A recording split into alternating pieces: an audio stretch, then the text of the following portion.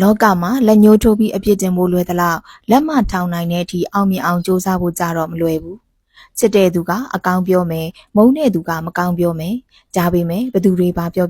ကိုသမိုင်းကိုလှအောင်ရေးပြီးကိုလန်းကိုဖြောင်းအောင်ရှောက်ရမှာကကိုရဲ့ဗဒနာကြတဲ့အလုပ်ပဲကဲ့ရဲ့တာတွေညူးစုဆောင်းမြောင်းတာတွေချိုးနှိမ်အထင်အမြင်သေးတာတွေကိုအချိန်ကုန်ခံပြီးတုံ့ပြန်နေမယ်ဆိုရင်ကိုသွားကျင်တဲ့ပန်းနိုင်စီကိုရောက်ဖို့နှီးသွားပါလိမ့်မယ်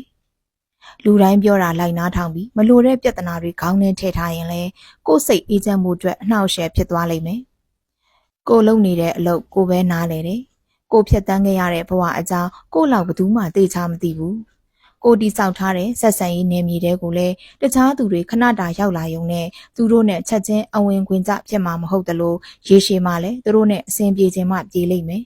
ဒါပေမဲ့ဘသူကကြိုက်လို့ဘသူကမကြိုက်လို့ဘသူကအကောင်းပြောလို့ဘသူကမကောင်းပြောလို့ဘသူတွေကချီးမွမ်းလို့